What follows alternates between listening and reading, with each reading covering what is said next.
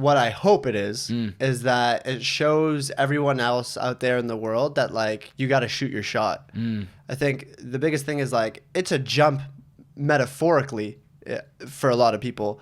So while we're calling it a jump, and for Will Smith it's bungee jumping out of a helicopter, like the overall thought process that we want to share with everyone or like inspire people is like everyone has their jump. And whether it's us going out on a limb and being like, because the lesson all throughout this has been like, holy crap, we were about to not post this video because we thought that this is ridiculous. That we were going to like, you know, piss off the following of, you know, however many subscribers we had at the time. And that, you know, we're not even going to get a response and it's going to be embarrassing and like the YouTube community is going to laugh and, you know, who do we think we are? And the whole lesson here is like, just shoot your shot if you want something. And if you want to go after it, like what Will says, just decide. And the world ends up working in mysterious ways to get out of your way and make that thing come true. Purpose in the Youth. Purpose in the Youth. Purpose in the Youth podcast. Welcome back to the Purpose in the Youth podcast. Don't give up until you find your thing. Don't be afraid that you don't know what you want to do yet, because I didn't know what I wanted to do yet. I still don't know what I want to do yet. I'm still trying to figure that out. If you don't have it figured out early, don't think you're never going to find it. You really make your own opportunity. What do you genuinely enjoy? Everything is strategic. I mean, nothing ends up how you want it to end up. You go around once, there's no dress rehearsal. But you have to like understand yourself to know what your passions are, and then it just comes really easily. Keep looking for it. Ladies and gentlemen, welcome back to the Purpose in the Youth podcast with your favorite bearded man, the one, the only, Bobby. Today on the podcast, Zack Honarvar. How we doing? We're doing fantastic, man. Dude, thanks for coming in today. Thanks for having me, man. We're going to create some high-quality content. I'm excited. I'm a big content guy. Talk to me about, how was Europe? You just got back? Just got back from Europe. How'd it go? It was phenomenal. Phenomenal. Yeah. Do you travel there often? Have you been there a lot growing up, or? Actually, myself, no. The team has quite a bit. Thomas and Matt are both from France. Yeah. But I have only ever been to Greece. So this is my first time in Europe outside of Greece. So you loved it. I loved it. Yeah. Holy crap. And there was, how many of you traveling? You, the whole Yes Theory team? 4 of us. Okay. Yeah. And 5 of us when Titty was there. Wow. Yeah. And let's just say, how would you describe the whole meeting of Will Smith? Because I don't even know how I would react to it. Like, I don't know if I would like lose my shit or if I would just be like fanboy, like, yo, you're Will Smith. Like, I love you. You know what I mean? Like, how was that for like the team? I mean, it's unbelievable. Well, it came like when the video came out of him responding and everything was happening and the conversation started with his team. Yeah. We were all like, holy crap, what have we gotten ourselves into? Yeah. And it seemed so crazy. But after a while, it was like, wait, we haven't met him yet. Yeah. Like all these plans to do all these amazing things, but we haven't met the man. Yeah. And we have such a respect for Will Smith where we were like, and we were going through like a period of growth pains ourselves where we were like, the team was being recognized a lot more than they were used to in the past, and they were starting to be like, man, how do people like Will Smith or like Ellen or Oprah or Barack Obama like go through life always keeping this like whenever they meet a stranger they have to be as happy and as charismatic as they are on screen. And do they ever get mad? Do they ever, you know, are they ever down and they just want to be alone? Like what if we meet Will and he's not what we expect? So there was always these questions or like thoughts in the back of our mind, and it wasn't like that at all. It was really as close to the person on screen as I think that's what makes those people is they are as much of it is they're making sure they're on point. That's who they are, you know. Like Will Smith wouldn't be Will Smith if that wasn't truly him. He wouldn't be that guy. You know what I mean? So it's like, I agree. It's like how are these people on point all the time? Any interaction, you don't want to look like a dick. You don't want to look like, oh, what's up? Even in the video you guys had put out of like the storyline of like up to like meeting Will Smith. I was laughing. He's like, I think one of the guys made a comment. He's like, yeah, we were like nervous to meet you because you thought like we didn't know you were gonna come in hot. And he's like, yeah, man, let's get this shit going. Roll the cameras, like, you know what I mean? I was dying. I was like, that is so true, but that's not him. Like he's just that energetic guy.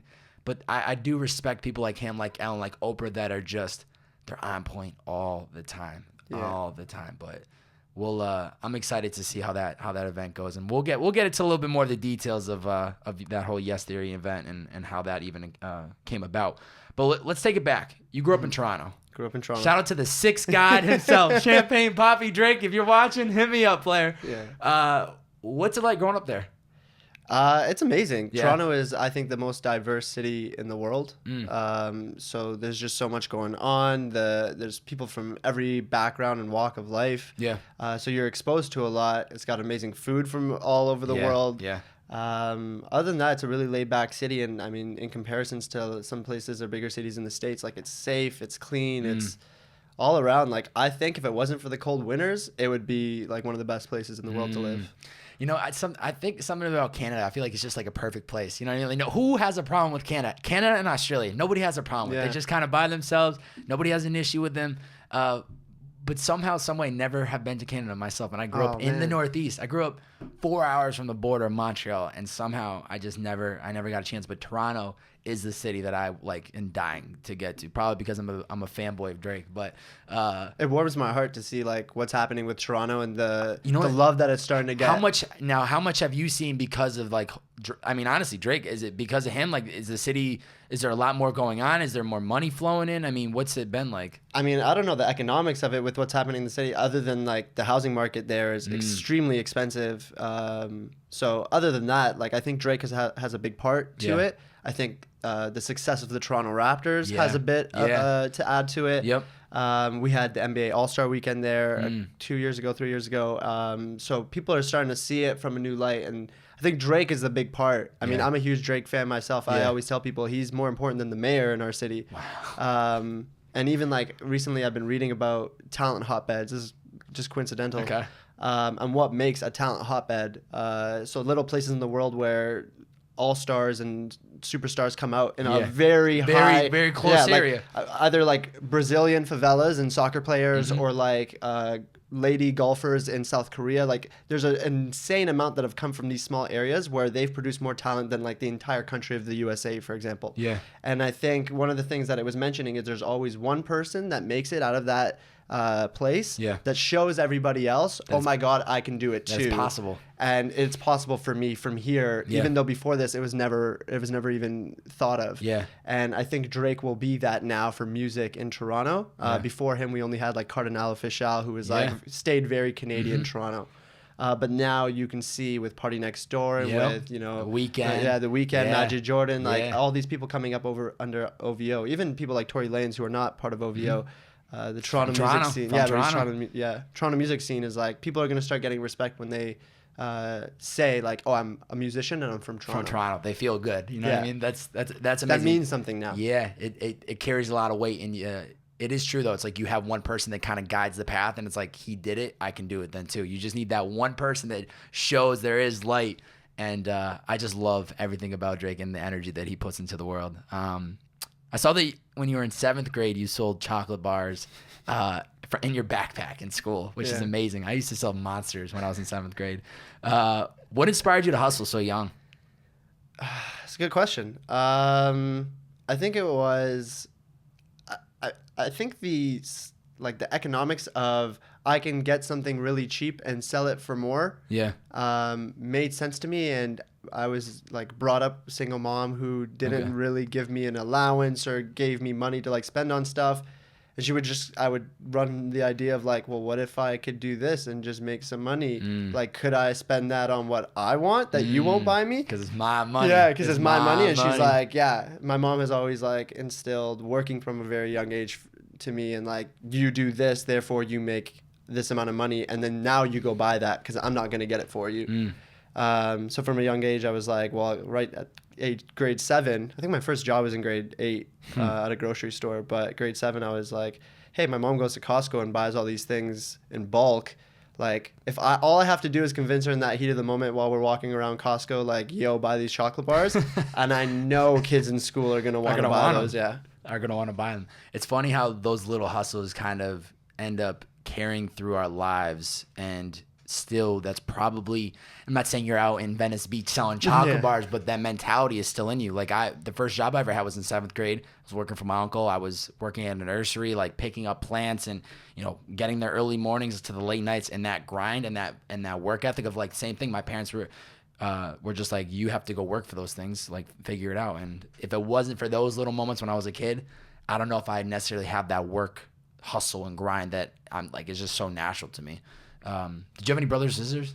I have one sister who is 12 years older, so she was like a second mom growing up to me. Yeah, she was cool. Like you guys were connected. Yeah. I mean, growing up, she was always like, my sister is like a hustler even more than I am. So growing up, it was always like, holy crap, my sister's doing such incredible things. She's so far beyond everyone else her age.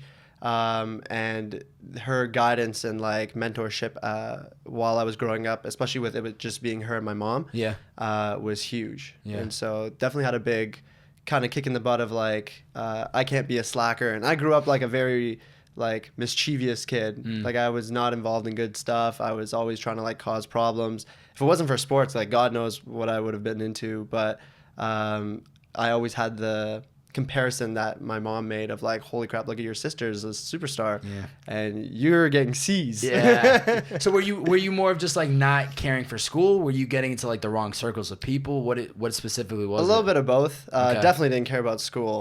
I think it's tough for a lot of people. I get it. I totally get it. I hated it. And I was always known as the guy who was like distracting people in class or like not staying in his seat, just way too much energy.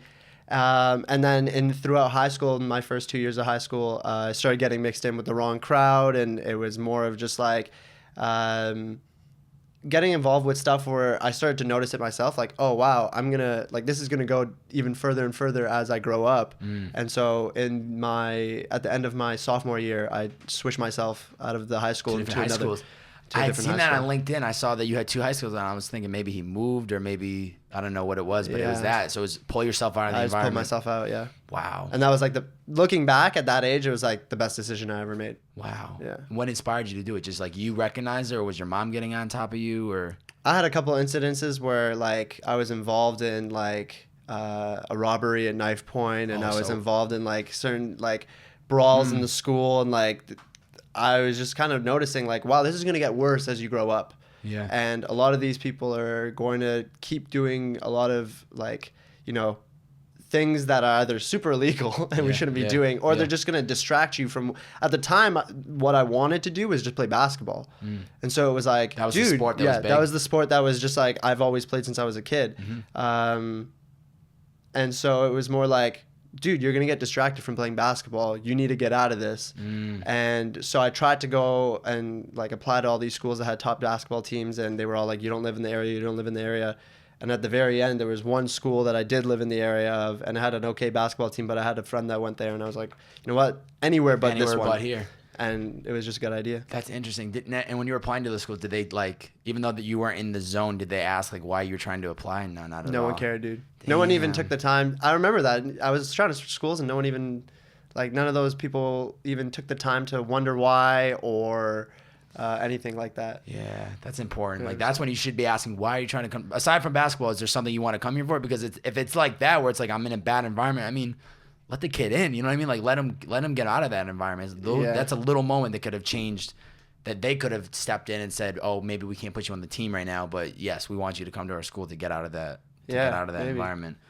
Who was aside from, you sounded like your sister maybe was like a positive influence in your mother, but was there anyone else that was like a specific positive influence on your childhood that you kind of always looked towards, even if you didn't directly know them? Was there somebody that you kind of always looked towards, or? Honestly, not as much in my like actual surroundings. Yeah. More so it was like always basketball players. It was always like Kobe Bryant and Allen Iverson and all these people who I just looked at their work ethic or the commitment that they take to things or what makes them successful. And then certain times like I was really big, I am big into rap music. So I'd like listen to rap music, and as weird as it is, like a lot of what I think gave me that early hustle was like listening to rap music and taking the lessons from it, not just like the dumb stuff like yo, I get girls and I get money, but you know, like I had to work at this like old Jay-Z raps are like literally a blueprint to success, dude. Literally a blueprint. So I think that gave me a little bit of like motivation and drive as well. The music and the b-ball. You ended up going to now I'm gonna butcher this, Wilfrid Laurier University. Laurier. That sounds beautiful. You're economics and finance management major. Is that correct? That's right. What was the game plan going into college? Like, what did you vision happening? Was there any idea, any direction of what you wanted to do? So I was in the end of my junior year, going into my senior year. It's weird for me to say that because Canadians just do college, right? No, of high school. Of high school. And my mom, I remember this distinct conversation I had with my mom where she was like, well, you're going into your final year of high school. Like, if you work really hard, you might be able to get into college because we have college and university in the States. I always forget there's two separate things, right? And two separate things in Canada. And not that one's better than the other. Usually, university seems more prestigious. Okay. So my mom was like, if you work really hard, you can get into college. And I was like, what are you talking about? I'm going to go to university. And she's like, with what grades? And I was like, I just haven't been trying. Yeah. And she's like, all right, well, let's see you try. And I had always known, like, oh, I'll just turn it up in grade 12. Like, I had just never tried. Yeah. And then I tried, and it worked out, and I just got good grades. And then Laurier was a school that I had liked on a couple campus tours, and it was small. It was a community. It was one of those places where the people that I knew that had gone there or were there always had amazing things to say. And I was like, let's do it. And all the schools I applied to were far enough for me to have to leave home, and that was super important for me. Like, I need to get out as soon as I can to learn and just get my independence. That was the best thing that ever happened when I went to college. Was that you're on a college campus and you're around all these young people, but it was, now I'm on my own. I mean, there was nobody to wake me up and say, go do this, go do that. It was so on my shoulders, and that was the best feeling of like living alone and finally having a chance to be mature enough to like take hold of my own life and know like there's nobody around me that's going to get on me about what I should be doing, what I shouldn't be doing. Mm-hmm. Is the difference from the college and the university, is that kind of what the US would be like? A community college would be the college level, and then the university would be like a regular university? I think so. Okay. Yeah, it's very similar to that. Okay. Usually universities are more for like, colleges are more for like applied courses or topics and themes, and universities more for like business and engineering and sciences and more of the academic side of it. How did you figure out the economics and finance part? What was pulling you into that direction? Because I went to a business school. I thought I was going to do finance. Took the intro class. Said, no way. Did not like it. So another kind of interesting thing was I was applying to all these different. I knew I wanted to do business because I knew, one, I had dropped sciences early on in high school. I had not a fan. Yeah, not a fan. And because my parents never checked what courses I was taking, so I was like, oh, you can double in gym and drop science? Hell yeah, I'm down. And my mom was too foreign to ever like check my timetable. But I picked business, and then I applied to a bunch of business schools, and Laurier had a really good business program, and I missed the cutoff to get into their business program by 0.3. And so they got back to me and they were like, hey, you didn't get accepted into this, but we can offer you into our economics program. And if you do really well in your first year, you can try to get into the business program. Their business program was a lot more prestigious than the economics. And as soon as I got that, you haven't been accepted and like you can try to get in the first year, I took that as a prove us wrong. And it just hit my competitive juices, and a lot of it was like there were other schools that like let me into their or accepted me into their like top tier business program. There was another school that gave me a scholarship, and I was like, screw it, I want to go here and I want to prove those guys wrong. In hindsight, I wish I had just chosen something for myself and not let that, but a lot of the reoccurring themes that I see early on in my life is like me just doing something to stick it to someone's face. Stick it to somebody else. Yeah, I get that. Sometimes that's what you need, a little bit of motivation to be like, yeah, you guys say I can't do it, I'm gonna do it. Yeah. I think the hardest thing with college too is I always tell people, it's like you gotta just major in what you're interested in. Like it doesn't have to be like I like math, I'm gonna major in math and become a mathematician. No, it's study math because that's what you're interested in and just see what happens. I mean, most people that graduate don't even end up going into that line of work. So you might as well study something you're actually interested in and then just see how it plays out. But that's like the tough thing. I remember being so overwhelmed about like, what do I study? Do I do finance? Do I do accounting? But I always knew the same as well. As like, I need to go to a business school. I don't know what I want to do, but the business backbone is always going to be good to have in my back pocket. Yeah. I saw your senior year, the famous story, dead broke, you raised enough money to buy a MacBook Air by selling space on your MacBook to businesses to advertise their logo or their brand. Yeah. How did you convince businesses to do this? Like you literally took a MacBook and had this laser sketched sketch onto their logos. Like, how did you even think of that? How did you convince businesses? Well, first I can't take credit for it. I was watching some sort of documentary on these young entrepreneurs in Silicon Valley that had accomplished really amazing things. And one of the girls that was part of that documentary had said that she had done this while she was working at a laser etching place. And she ended up getting I think it was 100 startups to laser etch a very small logo on a laptop, and she filled the entire thing. And I was like, oh, wow, this is a really good idea. And I could do this. And at the time I had signed up to a free online course through Harvard, which is their introductory computer science course. I wanted to learn the basics of coding. Yeah.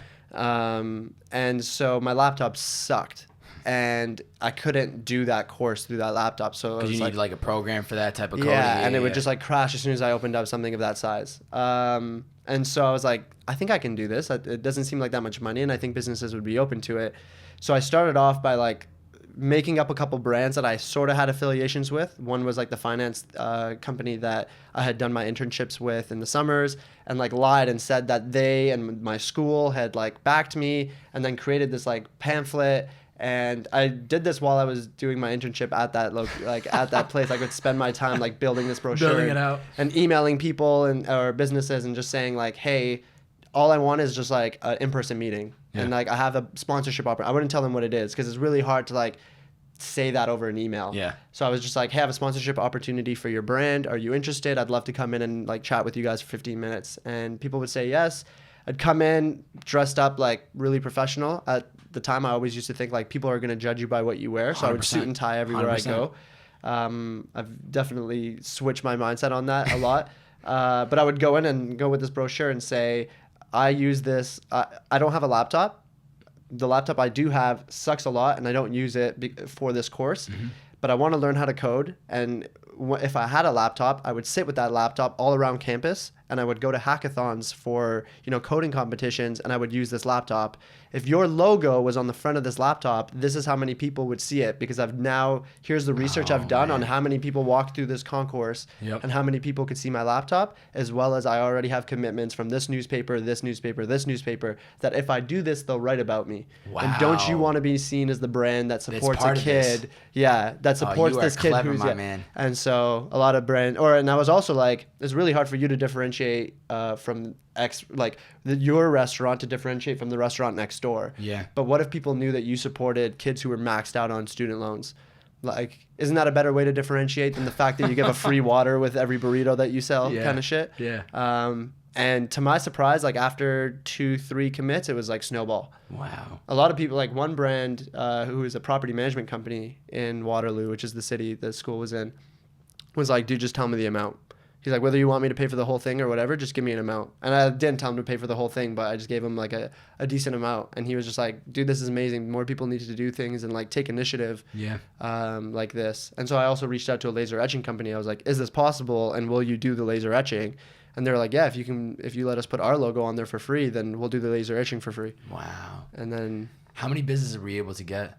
I think it came down to 8 businesses. Yeah. And I raised I think $1,700. Man, that is unbelievable. Just having that idea, seeing it happen before, but then taking the initiative to actually do it yourself and go out there and dress very business and pitch it to people and be I got all these newspapers that are about to sign off on it. You had it sold already. Yeah. They kind of looked like an asshole if they didn't want to be part of it. It's okay, well, you're not going to support this. Not going to look good for your brand or your business. But yeah, you want to talk about really stepping up to the plate and delivering. It's funny. A lot of those were lies. I didn't have those newspaper companies lined up. A lot of it was I have these newspaper companies lined up, and then they'd say yes, and I was oh shit. Then I'd run to those newspaper companies and was yo, I have all these brands. Don't you want to write about this? And then they were yeah. So it was just using. I feel that's just entrepreneurship. Yeah. Honestly, it's just I don't like the term fake it till you make it, but the term of if there's 2 variables, instead of solving for one and then solving for the other, just go to one pretending you have the other, and go to that one pretending you have the other, and then bring it together once you have both. That's what it comes down to. But it does. You have to almost carry yourself as if things are already going the way you want it to be. Treat your business. I always say treat it professional. Treat you're already the business that you dream of becoming, because then people are going to respect you more, and it's going to come off stronger because you're going to be able to carry yourself more confidently, and people are going to take you more seriously. But that's what it takes sometimes, right? Like show people like, yeah, I got all these businesses. I got the newspapers. Like come through. We're gonna make this happen. Yeah. You graduate in 2015, was it? That's right. And you end up joining Shopify. This is like this is 2015, right? I just want to make sure I get the date right. Yeah. So you end up joining Shopify. This is still when they are pretty early on. I think at the time they might have been in business for like 5 or 6 years. I mean, they're huge now. Like they blew up. Yeah, they're huge. When I graduated, I took a job at a finance company that was paying me the most of any job that offered me anything when I was graduating. And I knew I was going to hate it. It was that same company that I did all my internships at.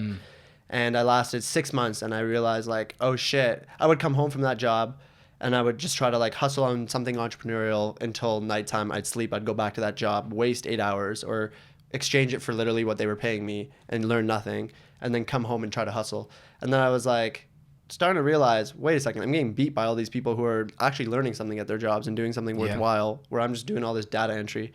So I just made the decision that I was going to quit. And so that was 6 months in after I graduated. So after 6 months, the day I was like, I'm going to quit, whatever I'm going to do, it has to help me be an entrepreneur. And I was like, what is that? And thought about it. And I was like, developing sales skills is the number one thing I can do to help me be an entrepreneur. Because there's no idea is worth anything if you can't sell it. And so I was like, okay, well, what would I do if I just wanted to go after this? And I was like, is there any entrepreneurship conferences or networking events nearby? And I looked it up. There was one in 2 days. And I went, and Shopify had a workshop for sales. And then they were like, they had this little thing where they were like, anyone want to come up here and do a pitch, but do it in the form of a story. And I went up and I did a pitch in the form of a story, and one of the recruiters was in the back and was like, came up to me after and was like, do you do sales? And I was like, no, but I'd love to. I'm looking for something. I do. I have a job here and I hate it. Yeah. So he was like, come interview in a week. And I think 2-3 weeks later, I was like starting. And it was as a sales rep, correct? It was as a sales rep. How much did your communication skills improve because of that position? Tenfold. Yeah. What specifically would you say you learned about communication from it? Like how do you become an effective communicator to get the things that you want? I think the most important thing I've learned from that sense is like put yourself in the position of the other person. A lot of people communicate with their desires in mind. So especially when they're selling something or they're communicating that, they're always thinking about like, here's the value that my thing has. Here's why it's so important. Here's what makes it awesome. So therefore, that's what they're communicating. But not a lot of people in any form of communication think, okay, well, who is that person? 2, what are they feeling right now? What's important to that person? Yeah. Like, what kind of things would vibe with that person? What kind of things would spark their attention? And what kind of things would they just kind of yawn and move on with? And so I think the number one thing I started to take away that I still use now more than anything is if I'm selling something to someone and I'm communicating with them, put yourself in their shoes, think about what they want and what's important to them, and then mold whatever you're saying to appeal to those like things. Yeah. And they'll listen a lot more. Yeah. You can't just shove it down. You can't take the same strategy and apply it to 10 different people. You have to literally like size them up, see what their interests are. What do they need? What's their values? Like, how can I approach this differently? Because the way I pitch this podcast to somebody else, it's going to be different because I'm like, what did this person do? They're an entrepreneur. Oh, I've had X, Y, and Z entrepreneur. Oh, you're a videographer. I've had X, Y, and Z videographer. Yeah. So it's like, you have to literally size the person up and make sure like, how can I deliver this in the most easy, digestible way where they're like, damn, I actually want this. Like, I need to be part of this. Like, I want to purchase Shopify. I want to have my brand on the Shopify actual platform. Website. Yeah. And it was like when I first took the job, I thought, okay, well, sales, I'm going to learn, like, you know, people say like, sell me this pen. Yep. I thought I would be able to like convince someone that they needed something. And I realized that was one of the first realizations was like, oh shit, sales is not convincing someone that they need something they don't need. It's one, knocking on as many doors as possible to find people who actually need that thing, and then just removing the walls of friction between them and that thing, and answering all the questions they have along the way to make sure that of whatever that thing is, whether it's a pen or whether it's a e-commerce platform, that fits their needs better than any other alternative of pen or platform. Yeah. Aside from like the communication skills, what do you think was the big takeaway for you from working there? It's 2 years you said you spent with Shopify? Yeah, a little bit more than 2 years. The biggest thing I took away, I think Shopify has this culture of entrepreneurship. Yeah. And they hire entrepreneurs, and they're all about making entrepreneurs successful because that's who uses Shopify. That's their client base. Yeah. And so there was this like, almost like that Drake thing, like you can do it too. Like look at all these people that are just starting these ideas, selling keychains or selling whatever it may be. Like holy crap, all these people are just amazing entrepreneurs. So I think one of the things early on was just all these conversations with these entrepreneurs and learning from all of them in such a vast like pool of talent was incredible for me to take away all that knowledge of like, wait a second, what's the business model here? And I started getting obsessed with whenever I would learn or when I would start talking to a business, I would almost get forget that I'm trying to sell them anything. I would just like quiz them on their business. Wait a second, how'd you start? Wait a second. Yeah. So you get your materials from here. Okay, then you do this to them. You're like a consultant almost. Yeah. And that's what it was. Yeah.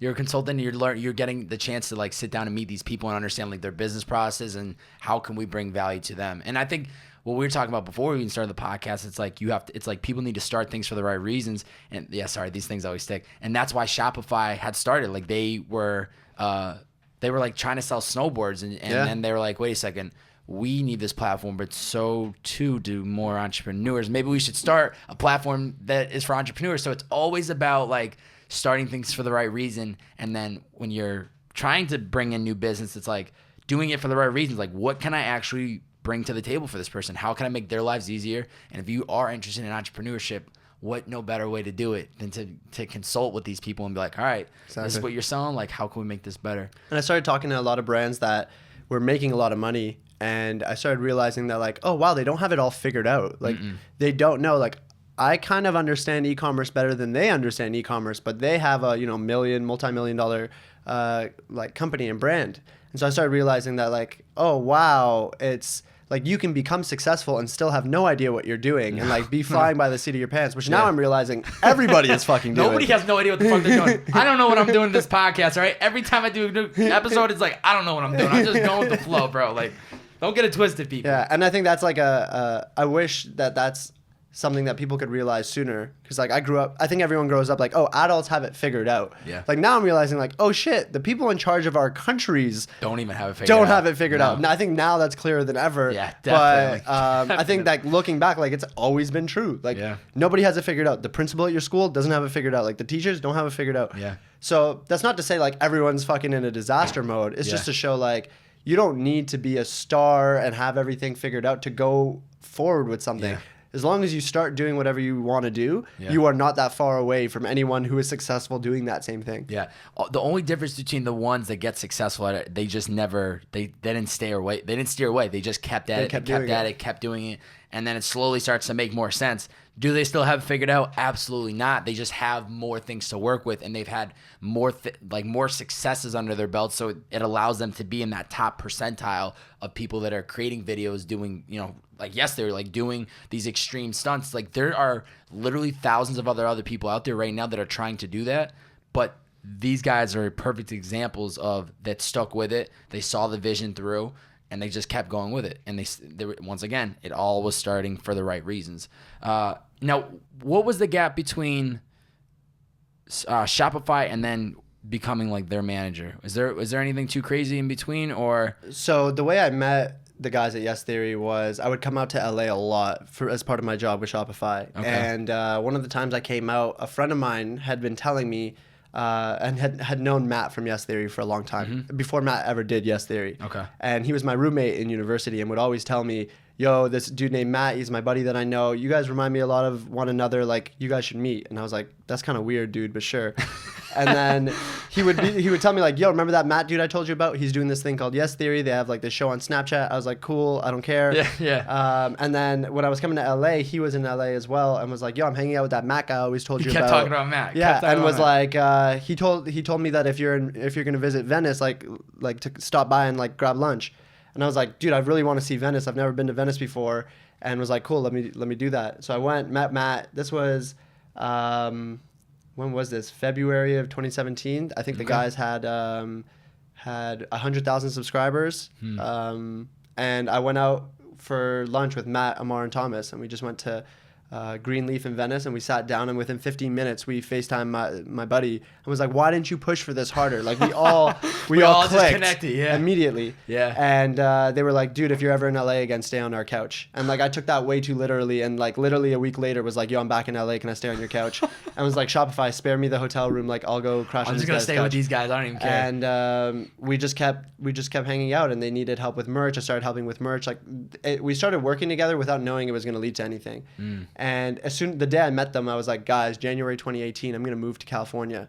Like I love it here. I love Venice. And they were like, haha, yeah, sure. Because I'm sure people tell them that all the time. People, they get to Venice. people always said they're gonna move to California. They never did. Move to LA. And I was like, watch me, January 2018, I'll move to California. Once again, kind of like people like saying you're not gonna actually do it, and like, I'm gonna do it. And so from there on, I went back and I told Shopify, I was like, hey, listen, January 2018, you either move me to California or I'm gonna quit. And so they tried really, really hard to like open up opportunities for me to go to California. They don't have an office here? No, they have remote employees, but no office yet. Okay. So it worked out. By September, they were like, yeah, you can go. Like there's no physical office, but you can work remote and yada, yada. God. And so I told the guys, I was like, yo, it looks like I'm moving to California. And they were like, hell yeah. And back in October, November, they were like, they had just tried one manager who lasted like a couple days and like didn't like it. Yeah, a couple days, and they knew immediately like I was not the right fit. They had tried a couple different managers throughout the time I knew them, and no one really stuck. And they asked me, they're like, yo, when you move out here, you should manage us on the side, because like we're starting to grow pretty quickly. I think they were at like 400, 500,000 subs. And I was like, at first I said no. You said no? I said no. Why? They're my friends, and I was like, I don't really know if I want to start doing business here. And I also was like, man, I'm like trying to hustle my own thing, and like I don't know if I'm gonna be able to give this enough time for it to be successful, and like I don't want to let you guys down. Was kind of the thought process. Yeah. And then I thought about it. They made me have a conversation with their buddy Charlie, who's now a great friend and mentor to me, who's 2 Chainz's manager. And they were like, well, chat with Charlie. He'll tell you what being a manager is like. And I had like a 3-hour conversation with Charlie, and he was like, coincidentally, during that week, a friend of mine who's Perry, who's used to live at the house with the guys and is like always in Yes Theory videos, had asked me like, dude, what's your passion? Just like Perry's a goofy dude. He just asks shit sometimes. And I was like, what? He's like, yeah, what's your passion? I was like, entrepreneurship. And he's like, well, what do you want to be? And I was like, just an entrepreneur. And he's like, okay, cool. And I started realizing like, well, I don't have a better answer for that. Like, why can't I feel like I'm a self-aware person. Like, why can't I answer that? So I started thinking, and I had an answer, and I told Charlie that answer. And I was like, yo, I want to be an entrepreneur. I always want to be creating something that is my own. And whatever that thing is, I want its purpose to be to inspire other people to believe that they can become entrepreneurs and that they can take a leap of faith and that they will be caught as long as they're doing something that they love and building something for themselves. And he was like, interesting. And he was like, but didn't you just tell me that you wanted to come out here and do this part-time and then like wait a year until it's successful and then do it full-time? I was like, yeah. He's like, well, that doesn't sound like taking a leap of faith that you just said. And I was like, one of those things I knew in the back of my mind, but no one had ever called me out on. So I was like, I literally told him that day, I was like, Charlie, if I quit my job and I come out here and I manage Yes Theory, like, will you like give me access to your network and all the knowledge that you have about being a manager? He's like, of course. So I went back that day. I was like, guys, I don't want to do this part-time. And they're like, I was like, I want to do it full-time. And they're like, what the fuck? They went crazy. And they're like, wait a second, we got to talk about this. This is real shit. And then, from there on, it was like, that was November 2017. And so the next 3-4 months was like figuring out all the nitty-gritties. You're still living in Toronto at this time, Still living in Toronto. Still working at Shopify. Wow. I told Shopify the day I got back, because I'm one of those people where if I get excited about something, you're not going to keep it in. I You're can't going to keep talk it in. straight up. And I wanted to be honest with them, but I was like, yo, I'm leaving. This is my timeline. I'm going to move out in March. I need to get a visa. So I was like hustling on all this other stuff, and they were super cool about it. But yeah, that's how it worked. And the day I moved out here, the day of my flight was when Will Smith responded.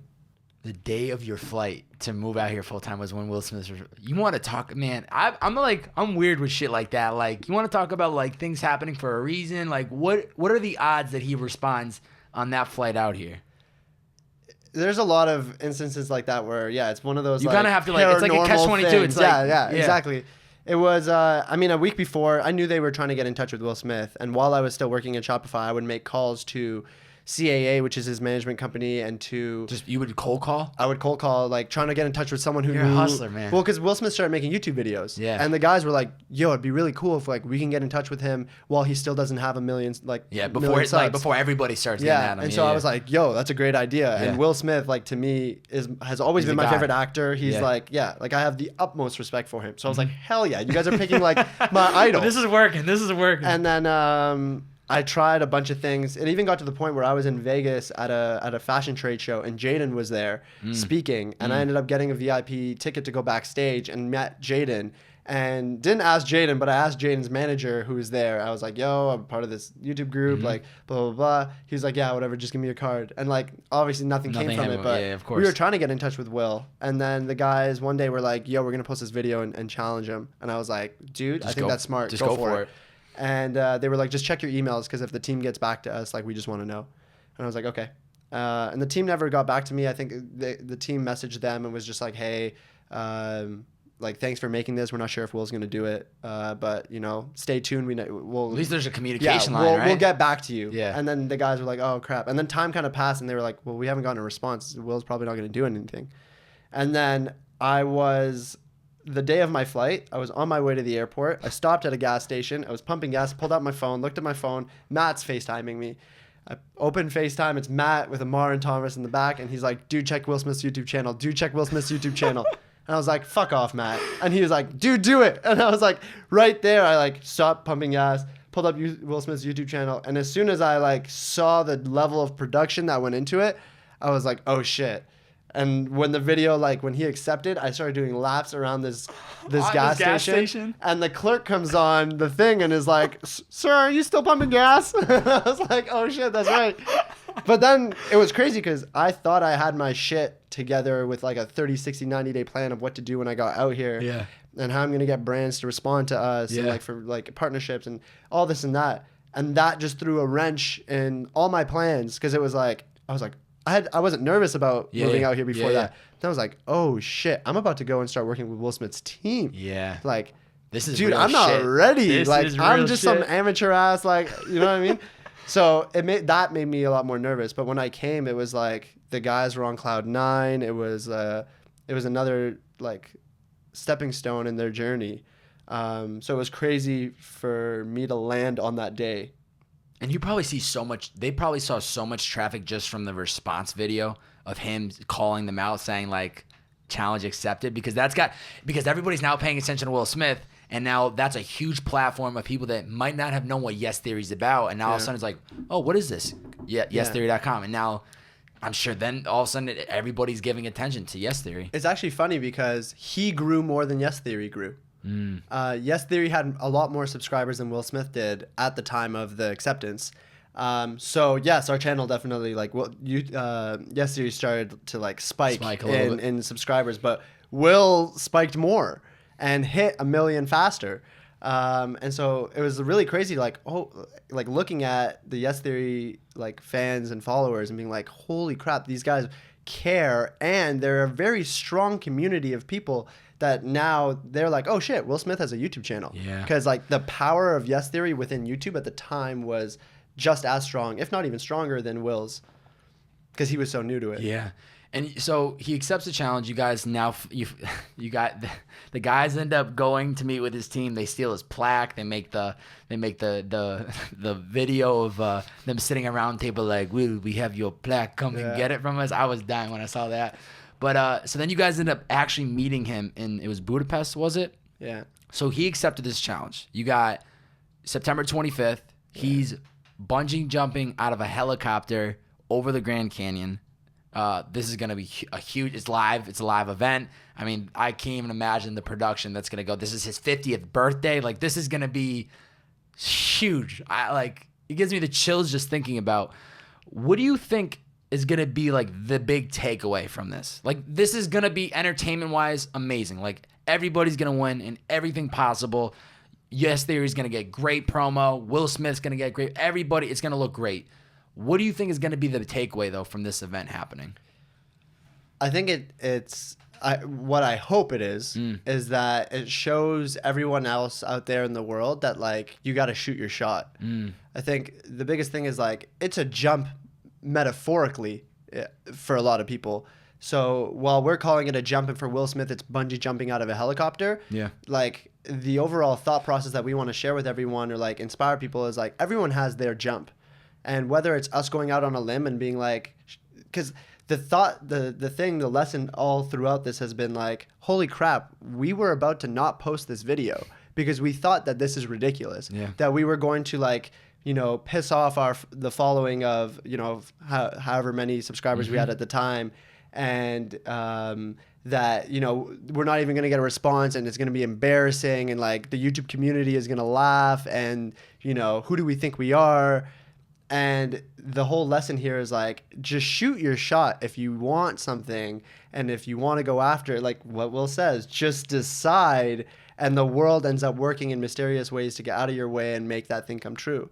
So I think what the overall inspiration of this jump will be, and it'll come through content that both Will puts out and Yesterday puts out, and lead to this is like, one, this is for charity, but it's also to inspire everyone else to find what it is in their life that is the jump. Yeah. And face it head on, because at the other side of fear, are the best things in life. Yeah. So what is that jump for everyone's individual life? Yeah. And how do we inspire them to face that by showing us facing this jump, which just happens to be the jump in Will's life that we're helping him take. Yeah, it's going to be absolutely amazing. And I love that, I love the whole aspect of like seeking discomfort, because that's what it is. Like you have to put yourself in these positions where you're looking at yourself and you're going, what the fuck am I doing right now? Like, am I about to upload this video with calling out Will Smith? Am I about to start a podcast? Am I about to start a vlog or put out a first song?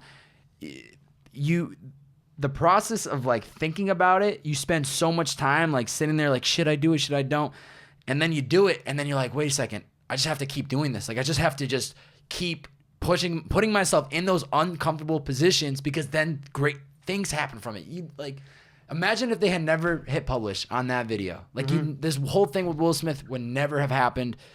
I would never have had this conversation if I had never just said, do it, start a podcast. It's like, I can't say it enough to people that listen to the podcast or see the visuals or whatever, the clips on Instagram. It's like, you just have to do it, and you can't stop, and you have to understand that it's going to be uncomfortable in the beginning. Like nobody's going to take you seriously, but as soon as you stick with it, you stay consistent, and you put out the best thing you could possibly create, the world will give back to you. The world, Will Smith will hit you up, or the right people are going to eventually find it. But it's not easy to do. Like putting ourselves into that moment of like, like he says, like Will Smith said, jumping on an airplane, it's like you realize that on the other side of fear is the greatest things in life. Like that is what life's all about. Is if it scares you, you should probably do it. And I'm not saying go jump off a 100-foot cliff into shallow water. That's not what I'm saying. But do the things that scare the shit out of you,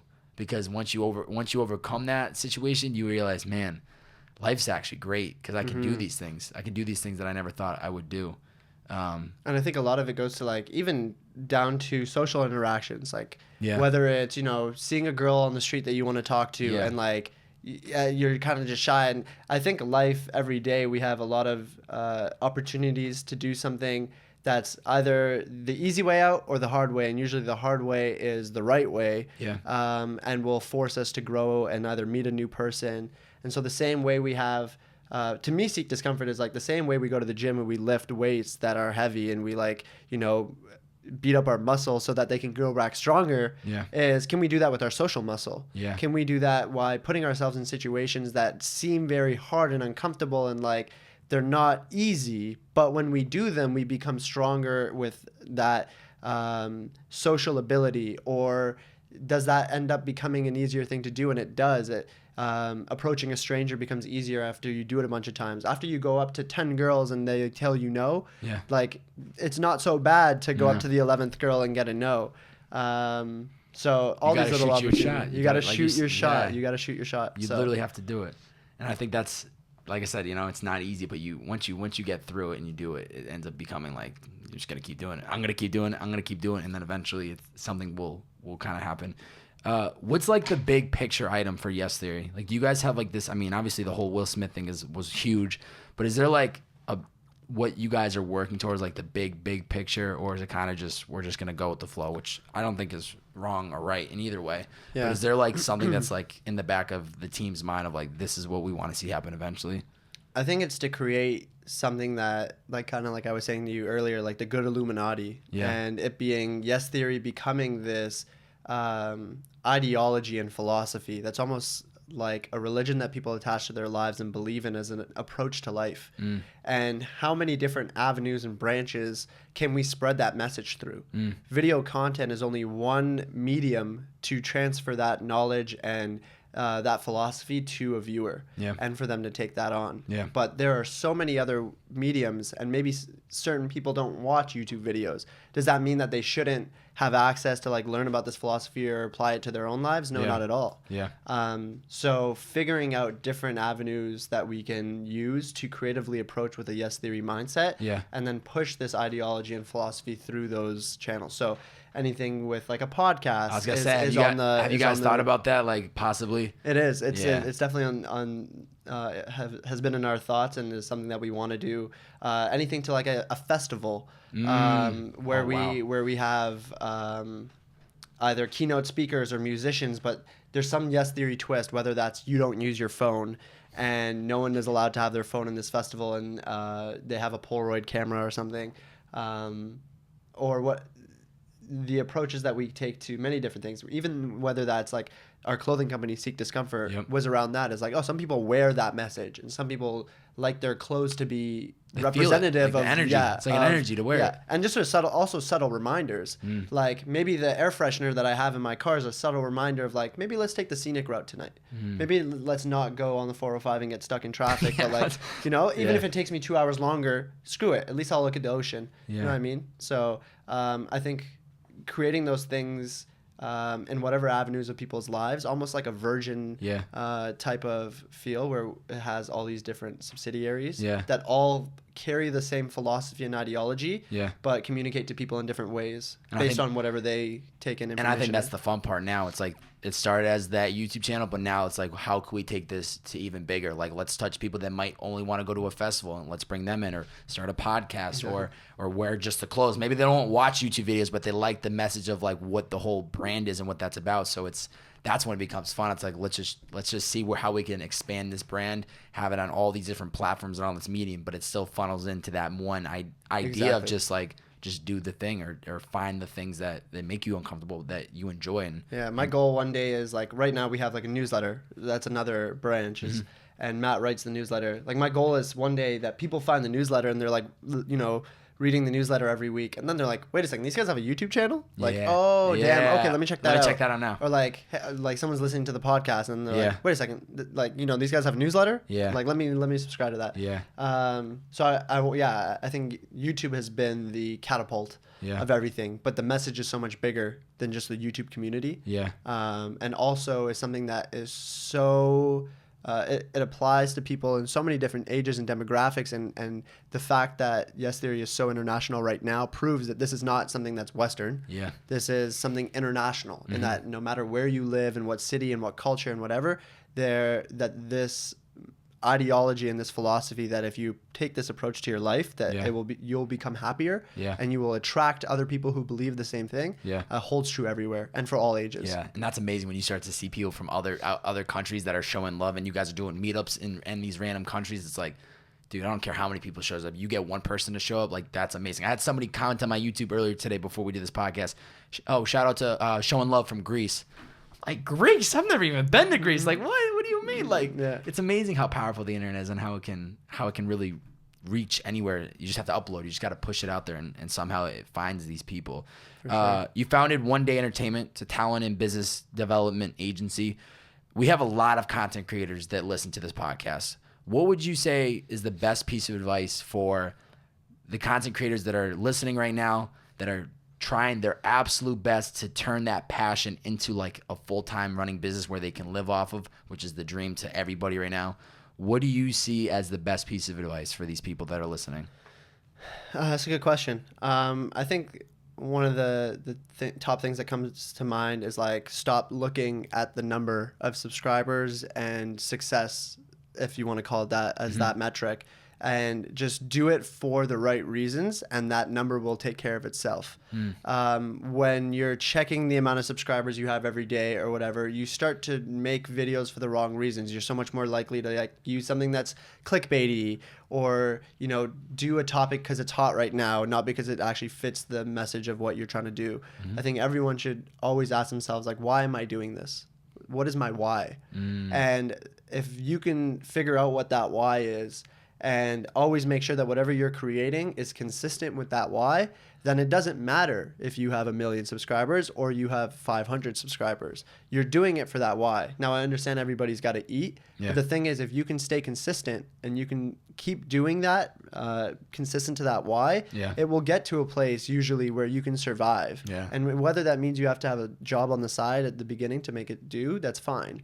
But I think a lot of people just don't have the patience, so they just start immediately like, oh my God, I only have 500 subscribers. Like, I got to get to 1,500, and I got to get to 2,000, and I got to get to 5,000. But I think at the beginning, it's just like, put your head down, don't look at that number, and do it for that reason and that reason only. And one day you'll look up and be like, holy crap, it's 1 million now. And what happened? That's the thing. It's like the moment you start getting caught up in the numbers, it's just going to pull you away when you could just spend that energy in what's the next thing I should create. And I think you have to use the numbers to your advantage and understand what's working, what's not working, and maybe adjust and still the why of what you're doing, but maybe make little changes into that thing and maybe shoot the vlog a little bit differently, or if it's music, maybe try something a little bit differently. But it should never be like, oh, this isn't working. I have to make videos like these guys because they have 2 million subscribers. So that's how I have to blow up my YouTube channel. And I met a girl the other day.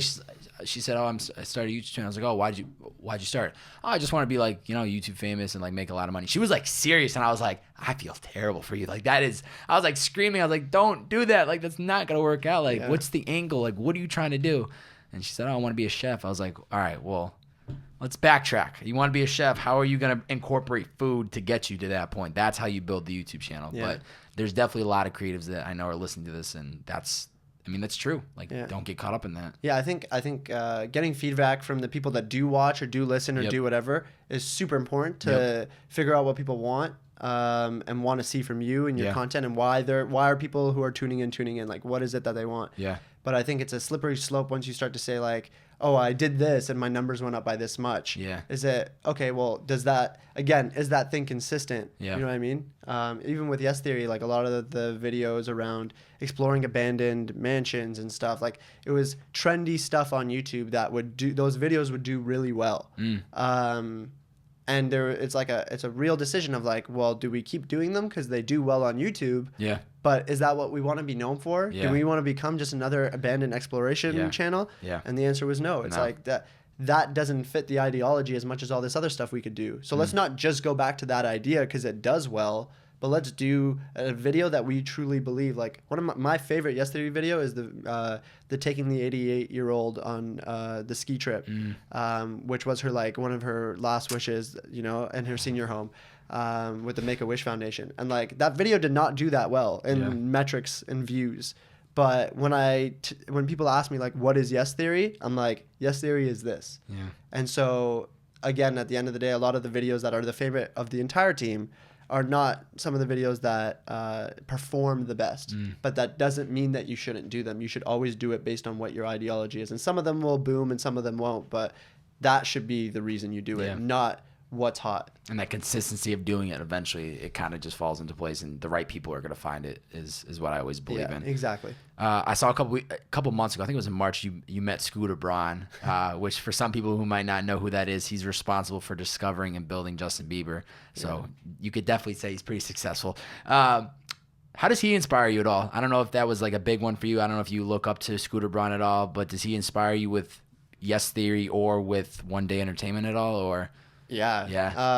I mean, Scooter Braun has been like an idol that I look at for a long time. And actually, there's another, like, one of those paranormal stories around that is I was coming back from a meeting with Charlie that I had, and he was talking to me about you know, he writes things down and they come true. And he was like, man, I just like, sometimes I like really want something, so I'll write it down. I'll say it's going to be easy, and then it like comes true in my life, dude. It's crazy. And I had another conversation with someone else where we were having, where we were sitting down for lunch, and the waiter kept coming by and being like, here's the salad you guys ordered. And he was like, I didn't order, like none of us ordered a salad. And the waiter was like, oh, my bad. And then the second time that waiter came around was like, you sure that's not your salad? And we said no, and he left. My friend was like, man, I am really hungry. I wish you would bring that salad. And then the waiter came back and was like, oh, I think we misplaced this order for this salad. You guys just have it on the house. And he was like, man, I think, he's like, Zach, it's kind of weird, but I've been finding that when I say something and it becomes a reality. And I was like, dude, everyone keeps talking to me about this. And like, I don't know if it's because I'm in LA and there's like, everyone's on some voodoo bullshit, but like, this seems crazy. I went home, I took out my book, and I made an Instagram story that said like, this has been happening. Like, I'm going to try it out. Let's see how it goes. I opened my book, number 1, Scooter Braun wants to mentor me. That's what you put in the list. Yeah. And then a couple other things, but number 1, Scooter Braun wants to mentor me. Couple of things else, closed the book, put it on my shelf, sat in my bed, opened up a book to read. 10 seconds later, Amar storms into my room and goes, dude, Scooter Braun just emailed me. Dude, Scooter Braun just emailed me. And I was like, what? And I was like, did this guy see my story? Is he fucking with me? And he was like, it's Matt's birthday. I've been emailing Scooter Braun because Matt looks up to Scooter Braun too. Yeah. And goes, Scooter Braun just emailed me 3 times today and said, why haven't you been answering? Like, let's make this happen and let me meet your friend. And Amar just didn't answer and didn't leave a phone number for Scooter to call. So Scooter's emailing 3 times like, dude, I'm trying to help you. What's like your number? Dude, how are you not responding right now? I want to meet your friend. Give me your number. And Amar messaged him back and was like, hey, dude, sorry. Like, I didn't check my emails. Here's my number. And Scooter called him the next morning and was like, come to the office. And I was like, I had been here for like a month maybe. Yeah. And I was like, I had never been so nervous. And I met him and I told him this story. And he looks over at Matt and goes, would it be a good birthday present if I mentored your manager? And Matt goes, and he's like, all right, you know I'm busy, but I'm here for you when you need me. And that was like, it was insane because I also told him a story where when I was leaving Shopify, one of the like execs at Shopify, I had this conversation with him where I was like, yo, I don't really know anybody in this field that's done something similar that like I can have as a mentor. And like that's been one of the hardest things going into this is that I'm afraid I don't have the right people around me. One person to lean on to ask a question. Like a big brother. Yeah. And he was like, yeah, you should definitely go out and find some mentors, but don't go after anyone like Scooter Braun. Like, he'll have nothing to say to you. He said Scooter Braun. He said, don't go after anyone like Scooter Braun because he'll have nothing to say to you. He's way too many tiers above your league. And I was like, okay. And like at the time being, I was like, okay, yeah, cool, whatever. And I told Scooter that. Scooter goes, what? Come here, get the camera. And then he puts his arm around me and goes, you know, people told Zach not to go try to get mentored by Scooter Braun. And he goes, I don't know why, I'm just a regular person, but me and Zach are going to like figure this shit out now. Wow. And I was like, what the fuck?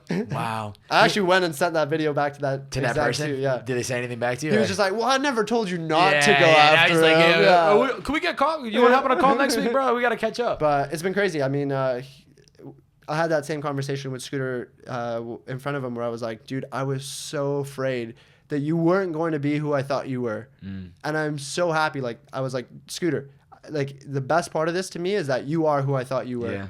And he was like, dude, that means so much to me. He was like, I had a similar thing when I met my mentor. So like to hear that from someone that is like what I was to David Geffen is like incredible. And so I keep his number, and every time I have something that I think is worth his time, I shoot him a text like, yo, going through this, what do you think? And he always gets back to me, and he texts back faster than like some of my friends, which blows my mind. Yeah. You know, it's something to say about writing things down or speaking into existence and actually like it just happens naturally. Now you have to set yourself up for it, right? If you were just sitting on your ass all day drinking beer, like it's not going to just happen. But when you're doing the right things and you're putting out the right energy and you're writing these things down and you're visualizing it and you're seeing it and you're believing it, it happens, you know? Like Scooter Braun. And that makes me happy to hear, because that's the scary part. It's like when you finally meet the person you admire so much, are they exactly who you hope they are? Or is this a train wreck and you're like, this is not who I thought it was, and I'm disgusted because now I bet you that happens for a lot of people where they meet somebody that might be famous or might be somebody that they admire, and it's like, nope, this is literally not the person that I thought it would be. Yeah. But fortunately for you, if you can shoot him a text like, yo, Scooter, what do you think about this? Like, that's amazing. Like, to even just have that relationship, and obviously it's like that touch and go. You don't want to like, what's up, Scoot? How you doing today? Like, what's going on, bro? What are you doing this weekend? But to have that and to have that to lean on, that is huge. Like, that's got to be so cool. It's very surreal. Like sometimes when I'm like sending him a text for a question and he messages me back, I'm like, holy shit, this is Scooter Braun telling me this. Yeah. And so sometimes I'm like, when I get stressed or I get frustrated, or there's like a problem that seems insurmountable that I'm facing, I like message some people like Scooter and like Charlie, and I'm like, dude, I'm okay. Like, it makes me feel like I have a safety net, because I'm like, this is nothing that no one else has faced in the past. Yeah. Both these guys are hitting me back up like, yo, man, just go through this every day. Don't worry. Like, yo, this is like, we had to face this early on as well. And that makes me feel better. And it's like, who better to get advice from than like the best who's ever done it? Yeah. You know what I mean? Those are the people you want to be talking to. And so it's like, always feel very fortunate. It seems like a blessing. And like, I hope that I never like lose that. I hope that's always... That's always going to be there. That's always... I don't think you're going to lose it anytime. No. I don't think you're going to lose it anytime soon. Your IG bio says, always the student, never the master. Elaborate on this. I think kind of the same thing. Like, I never want to feel like I figured some shit out. I always want to feel like I have something to learn. Yeah. That I don't understand something as well as I could. I had a basketball coach back in the day tell me, don't ever say you can do something until you can do it with the best in the world. I think when I was saying like, oh, I could do this like move, and he was like, don't ever say you could do it until you could do it with the best. Like, until you're doing that move, like Allen Iverson's doing that move, like that, then you can't do that move. And so it's always around like having that open mindset of like, maybe I don't know, and so maybe I shouldn't go into this with the thought of like, I know my shit. Whether that's in a room with Scooter Braun who's talking to me, or whether that's in a room with a university student, and like that is always be ready to learn. Yeah. I know a lot of people within that, like I would go to networking events with, and they'd go straight to like the hot shots that people line up around to like have a minute to talk to, and I'd be around like talking to people around me, or like not trying to wait in that line, but just talking to anybody and everybody that I thought either looked interesting or like had something that I could like use to start a conversation with. And I would ask them like, why don't you want to talk to these people? And I remember one person told me like, no, I just want to talk to these people because they can help me with my career and they can help me with what I'm trying to do. Like, university student, like I'm older than them. What are they going to teach me? And I think it was like the mindset of like, dude, you can learn something from everybody. Yeah. If you take that approach to those, like to connecting with people. And so it's always like, I put that in my bio, because if I ever land on my bio, I just remember like, you don't know your shit. Yeah. Like you, as far as you may have come, like you are still a student. And I always want to just remember that even if this progresses and I one day end up in even like a Scooter Braun scenario, because I look at him and I'm like, he is like that. Yeah. We're with him in a room with him telling us, you guys understand this shit so much better than I do. So therefore, like, teach me about this shit a little bit. And I'm like, Scooter Braun's asking us to teach him shit. Like, what the fuck? And I'm like, do you know what type of person you have to be at that level and not let that success get to your head where you can turn around to a bunch of 25-year-olds and be like, yo, teach me. Yeah. Like, I understand that this is probably, you're more knowledgeable than I am. And I won't pretend like I know. I'll open up the floor to you guys. And you know what? That's going to help him win in the long play. And that's going to help you win in the long play, because you will, when you know you don't know something, you're going to ask more questions instead of like, oh yeah, I know what you're talking about. And then later not have been able to step up to the plate and say, I actually don't know. That's going to help you in the long play. It's going to help anybody that, I always say the same shit. It's like, I'm not the best podcaster. I don't produce the best content. Like, it's all a work in progress. Everything is a work in progress. And the moment that you think you've become the master of it is when you fuck up, because then you stop looking, you stop seeking to learn more, and you think you know it all, and you don't know it all. I always thought like there's got to be a point when then you kind of just like know it all and that's it. And I don't think there really ever is. And if you think there is, that's the problem. You've closed the door when you should keep it always open and learn from the people around you and learn from people that are younger than you, and learn from the people that are older than you.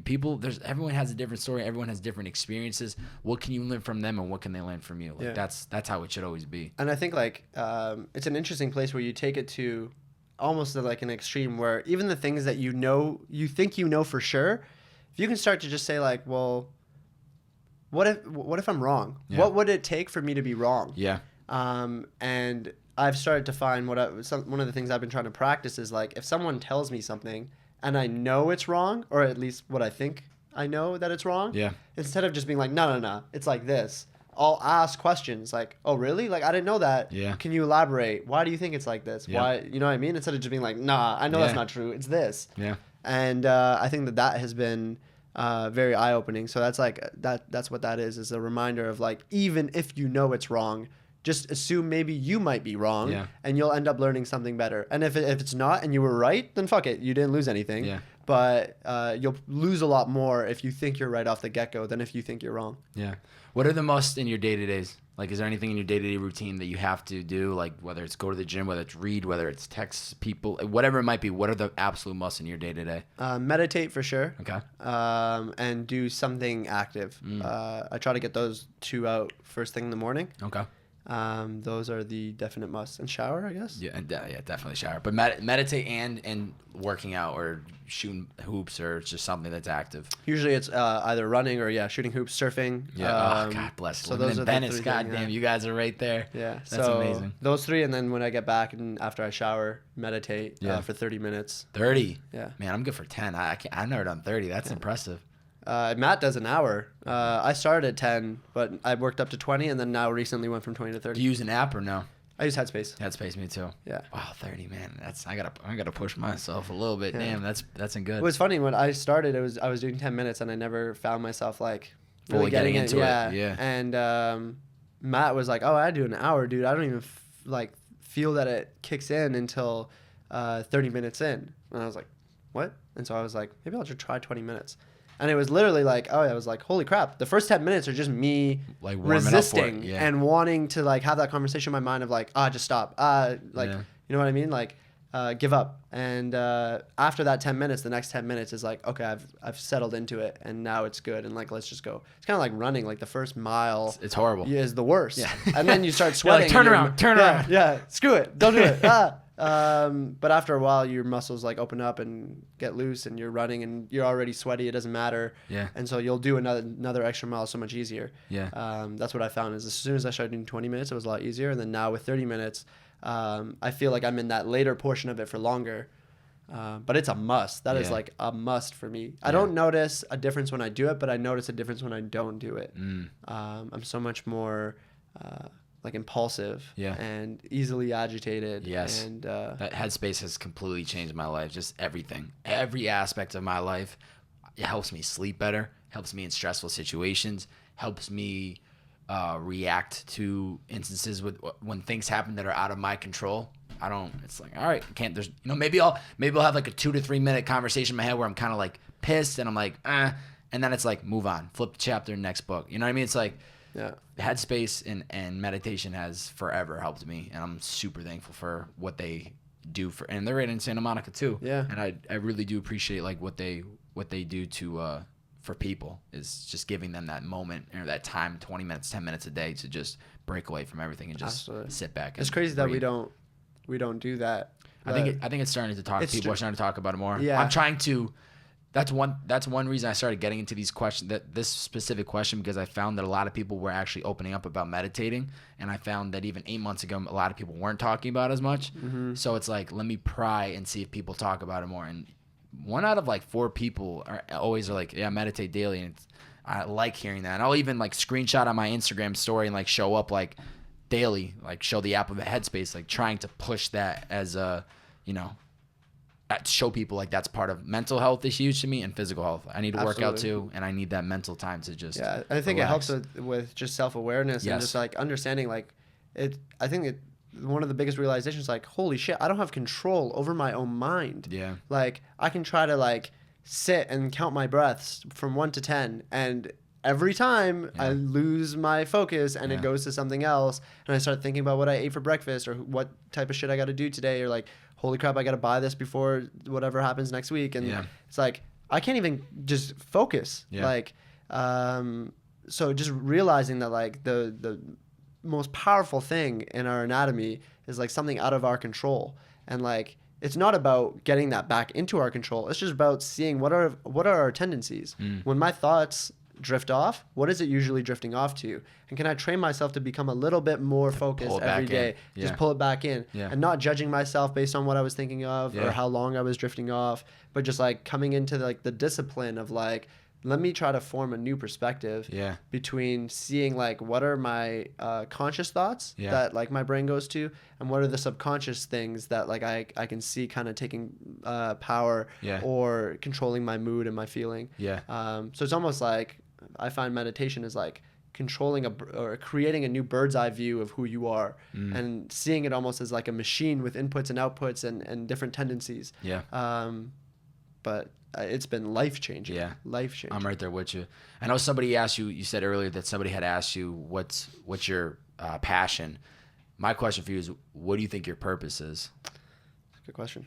What my purpose is? I think everyone's purpose to some degree is to leave this world better than it was when they came in. I think how that's done is through helping people. I think for me, the purpose is figuring out, I think like almost like that, like climbing a mountain. It's not about that peak of it being about achieving something. Like I've achieved my purpose. It's more of the journey and climb on the way there is filled with these little moments of input and help into other people's lives, and realizing that I think our purpose isn't one specific thing, but it's many specific things, and a lot of them have to do with helping other people. And I think the secret sauce in that is truly expecting nothing back. There's a lot of people who help either deliberately expecting something back, like, yo, I did this, like, remember when I helped you move, bro? Like, I need this right now. And there's a lot of people who will help other people and don't immediately say they need something back or like whatever, but they'll be quick to call in that favor later on, or quick to maybe keep that in the back of their mind. And then there's a very, very small percentage of humans that are able to give with truly no expectation, and almost the expectation that it will never come back. But they just do it. And I think my purpose, or what I'm finding my purpose is to try to get to a road of like getting to that. To be part of that small percentage. Because it's, a lot of people may think that like, oh, I am there, I help people because like I just want to help people, but I truly don't think that it's that easy. And I think it takes a lot of work. It takes a lot of like becoming uncomfortable. As humans, we actually have selfish tendencies, all of us. It's part of our evolution. We've developed it because it's like what we've needed to survive is usually the selfish gene is the one that wins, because you end up not, if you don't go back to, if a gazelle goes back to help his friend, he's going to get eaten too. So it's like usually like whatever's best for me, like let me just survive. And so we have that. So it's actually uncomfortable to help other people and give up our selfishness to act selflessly. And that is something that once you do is uncomfortable at first, but you start to realize that like, oh, it's a good feeling. It's on the other side of that discomfort is like the best thing, either making a new friend or whatnot. But I think part of my purpose I find is to get to a point where I feel like that's an innate part of who I am. And if I can do that, then I think that peak at the mountain is just like endlessly being able to help people and lose track of how many or who more than others, or how much time I'm giving to myself. If I can get to a place where it's almost like a flow of like, I'm constantly just like being able to help everyone around me, and it doesn't even feel like I'm helping people around me anymore. It's almost like a drug. You just naturally are doing it, and there's no like, how is this gonna help me? It's just, let me do this, let me do that. Obviously, always within reason, but like, it becomes just so natural to you that it's just, I gotta do this for this person. Okay, cool. And just that no expectation of like, something's gonna come back. But once again, I'll say it time and time again, it's like putting that good energy into the world, not expecting shit in return, and somehow, some way, it just happens. It just shows up at your door if you continue to do it. And like you said, there's a very small percentile of people that can do that can really give and not think that, oh, now I can ask for something in return. But the ones that are able to do it and genuinely want to help people, there's something special about people that are able to do that. And I think the interesting part of that is like, if you do it, and even if the world brings you shit, like, you know what I mean, and brings you a bag of coal, I think that's the crazy thing. Is like, will you still do it? Yeah. Or are you gonna just do it in this hope that like, oh, all the best people that do all the best things, goodness comes around in karma? Yeah. But it's like, what if it doesn't? What if it brings you shit? What if you go help someone and you go home and you got a fucking flat tire? Yeah. You still gonna do? You know what I mean? Yeah. And I think the answer has to be yes. Yeah. The answer has to be, we can't let like bad outcomes stop us from doing the right thing. Yeah. We can't let the fact that crazy shit and bad shit goes on in the world stop us from being good. Yeah. Just because other things suck and are dark doesn't mean we shouldn't try to fill something with light. So I think that is like a human purpose. Yeah. Is to get to the point where it's like, it doesn't matter. Do the right thing because it's the right thing. Yeah. Always. It's the yes theory. You know what I mean? it's the yes theory. You got to do it. You got to do it. Before I ask the final questions, this is when I reverse the role. I allow my guests to ask me a question. It could be about something we talked about today, something you want to know about me. 2 rules. It can't be a question that I asked you today. And 2, it can't. I've been saying it can't be about the podcast, but if there's something, I'll be able to tell you if we can use a question or not. But any question you want to ask me, fire away. Questions I want to ask you. One question. One question. One question. Oh. Yeah, sorry. Damn, that makes it one harder. question. Yeah, one question. Otherwise, that's a whole nother podcast, right? It'd be a whole nother podcast if we sat here and fired it up. But I'll ask you a juicy question that I'm actually curious about. I just had this conversation with a friend the other day. Mm-hmm. Can girls and guys be friends? Can girls and guys be friends? There's so much that needs to. God, that is a tough question, man. Like, well, this is the thing. It's like, are you attracted to the woman? Is the woman attracted to the guy?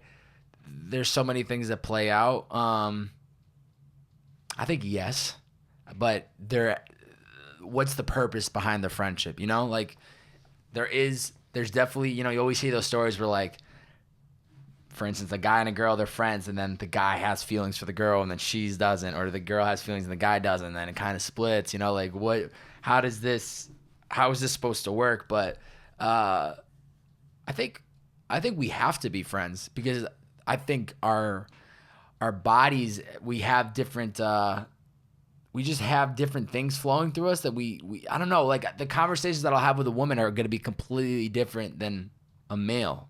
I don't know why that is, and I don't necessarily judge them and think I'm going to treat this person differently because they're a male or a female, but I definitely find that there's just a different energy of a conversation when I'm sitting across from you. It's like, what's up, bro? How we doing? You know what I mean? I don't know if I'm going to kind of carry the conversation differently, where if it's a girl, I'm going to be a little bit more lighter. I'm not going to be so, like, not tense, but I'm not going to be so all up in, you know, I'm going to be a little bit more laid back because I don't want to seem aggressive, right? Like, you never want to seem too aggressive. So I think it varies case to case, but I think it's necessary for success, and I think it's necessary for people, and I think it's necessary for almost like to keep us not happy, but I think you have to keep both sex around you. Like, you need to be around just as many males as you are females, because there's something that you learn, and there's something that they bring to the table that a bunch of dudes aren't going to bring to the table, you know? 100%. Like, that's the benefit of driving around Uber all day, is I get to meet these people all the time. I'm having these conversations, male, females, mix in betweens. Like, you just get a sense of it all, and it kind of puts life into perspective, and you kind of just appreciate people for who they are, and you appreciate, like, being in a car full of girls. I'm like, this is great. What's up, ladies? How you doing? And then I'm in it with a bunch of bros. It's like, what's up, fellas? Where are we going tonight? You know? So I think it is possible, but there always has to be, like, there's always got to be something a little bit different about the relationships. But like I said, there's going to be, what's the purpose of the relationship? And hopefully there isn't, like, that case where it's like, this guy's attracted to her or she's attracted to him, and then it's not, like, the thing, you know? I think there's that. I think that's the common misconception, is like, we see a lot of friendships, especially at a young age, where it's like that, where it's like, we're friends because one of the people doesn't find the other attractive, or just doesn't see that person as, like, a romantic partner, therefore we're just friends. Yeah. Or maybe, like, one person has a boyfriend or girlfriend and the other doesn't, and therefore they're just friends. Yeah. But I think it's extremely important to to surround ourselves with friends of the opposite sex. Yeah. Because they think, like you said, they bring a completely fresh perspective. Yeah. And like even with people starting businesses and startups and stuff, like one of the main things I always look at is like bring on someone from the opposite sex of whoever the majority of the co-founders are as soon as possible. It is insane, like how much more success a business can have when they get a perspective from the opposite sex. Yeah. And so even with myself, like I have a group of friends that I've created a board of directors, treating myself like a company. I've like asked a bunch of friends like, hey, do you want to sit on the board of directors of Zack Honarvar? And like one of the main things with any company that I believe on the face of the planet should have female representation. Yes. You just have a bunch of dudes who are all the same. That's a problem. Yeah. You're not getting that perspective. You're not getting that different insight because through societal norms, females go through a lot of things that guys don't go through, and therefore they have a different perspective of a lot of things. Yeah. And then it's good for you to learn from that. Yes. So I think it is extremely important. I think there's a common myth out there that guys and girls can't be friends, and you're actually hurting yourself for not accepting, like for not surrounding yourself with the opposite sex. I think that's what it comes down to. You hurt yourself. Real quick, can I ask another question? Go Just ahead. real short. If you could have a guest here, like after me, and it could be anyone ever, dead or alive, who would it be? Dead or alive. Throwing in the dead part makes me really think, because alive would be an easy one, but dead or alive.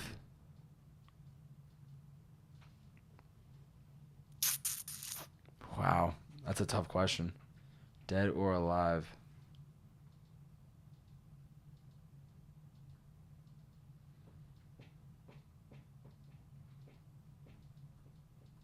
I mean, alive right now would be Lewis Howes, School of Greatness podcast. He's like the person that I'm like, he's the top of the bucket list right now. He's the one He's your Scooter Braun. Yeah. He's the one that inspired me to start a podcast.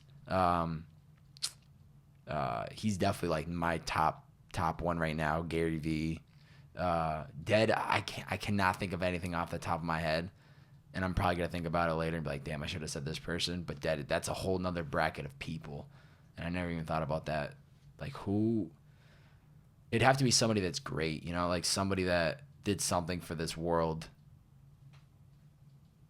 Maybe like Ben Franklin or something. I don't know. You know what I mean? Like somebody that like has impact. You know what like really blows my mind is the people that impact the world that we talk about today, and we know their stories. Whether it, you know, over time we don't really know the trueness of it, but where there was a world where there was nothing to document except storytelling or on a piece of paper, and you hope to God that it didn't catch on fire or didn't burn or get damaged and wet. You know, like the people that really impacted the world before any documentation. Like that to me, the people that were able to, and we talk about still today, those are some really powerful people, because if they were able to, up until 2018, we're still talking about, and there was nothing to video or capture their audio, their voice. It's crazy. They did something crazy. They did something really great for this world.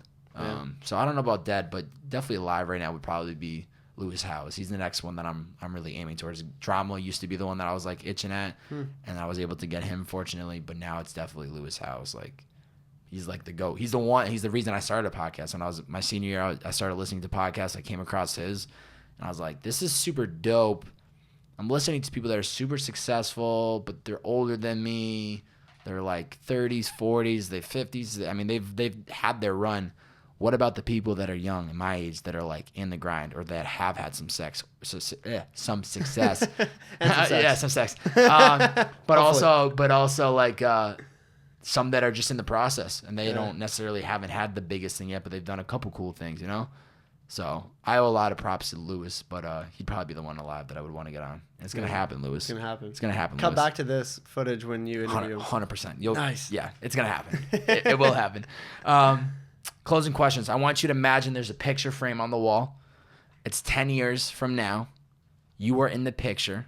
Yeah. What and who else do we see in that frame with you? I think you see a smile.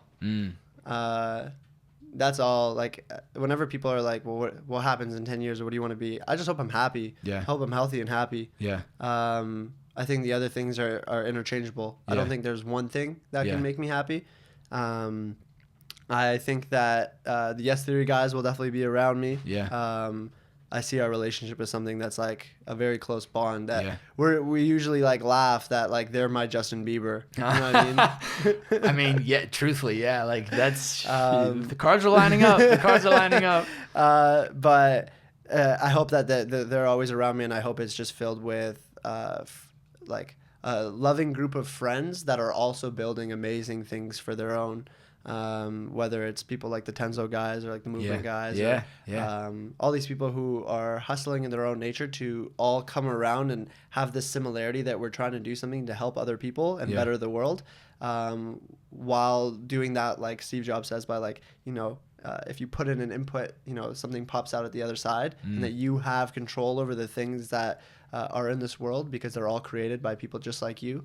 I hope it's just surrounded by a circle like that. Yeah. And I want, at the end of the day, I want One Day Entertainment as a company to be more than just management, but be a community of people who believe in entrepreneurship. Yeah. And want to inspire others to feel like they don't need to be caught up in a 9-to-5 trap at all. Yeah. And that even if you do something and it pays the minimum amount of bills, like that's worth it. Yeah, and we live in a world where you can make these dream jobs. I mean, we're sitting across from you. You're working with a group of people that did it. I'm going to be there. I'm not there yet, but I'm gonna be there. Like, there are people in this world that have done it and are leading by example. So it's like, do it. It's not gonna be easy, but it is possible to make these dreams like a reality. Exactly. Where can people find you on social media if they don't already follow you? On Instagram, Zack.thecreator.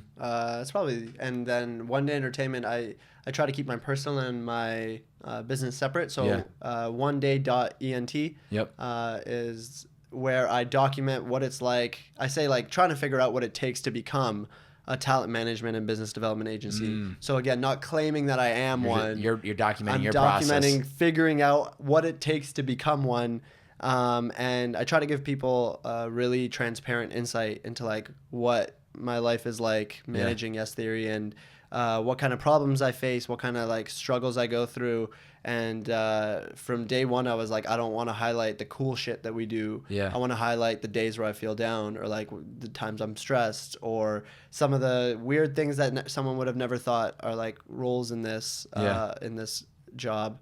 And then also a couple fun things too, like I had to find a monkey for one of our video ideas, and so it's like a little bit about me trying to find this monkey and like how does one find a monkey, and all this stuff. You always want to add a little bit of flair into it too, right? I want to show people you're a regular human being at the end of the day, just laughing, having good talk. So it's like add that into the mix. But before I ask the last question, thank you for coming in today. I appreciate you being part of this. This was super dope.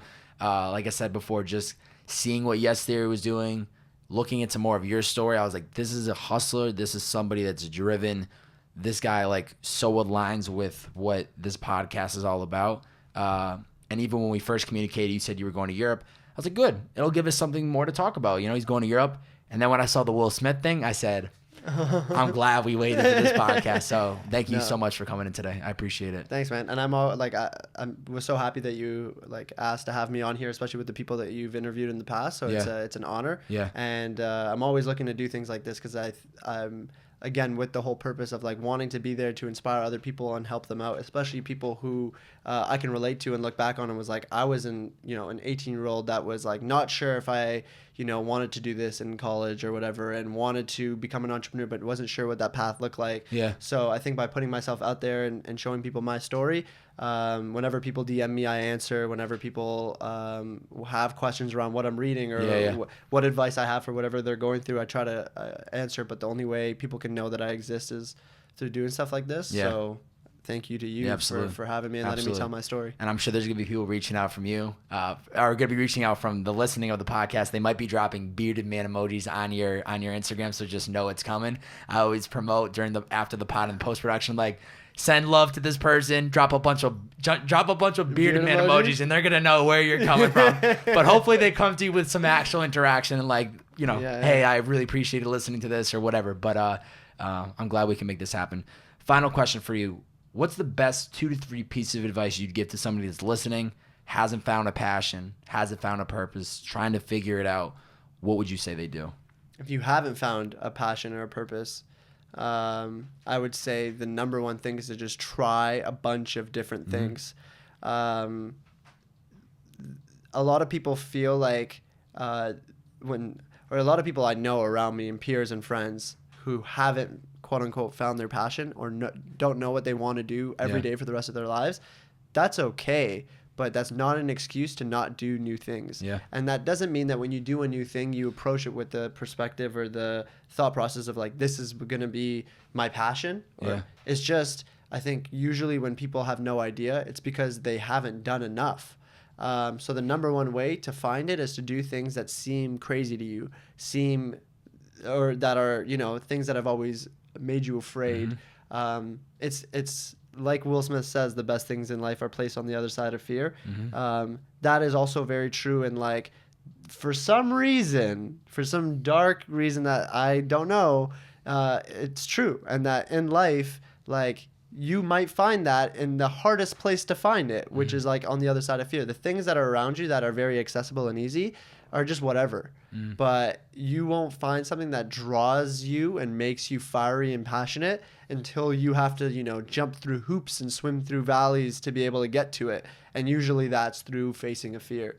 So I think if you start to approach life in that way and start to look at the things that either make you afraid or challenge you, then that will lead to you finding something that sparks you. And it doesn't have to be a forever thing. It might just lead you to that thing. But there's nothing worse than idle time. So I think that, and then also just always ask yourself why before you do something. Are you doing it for you?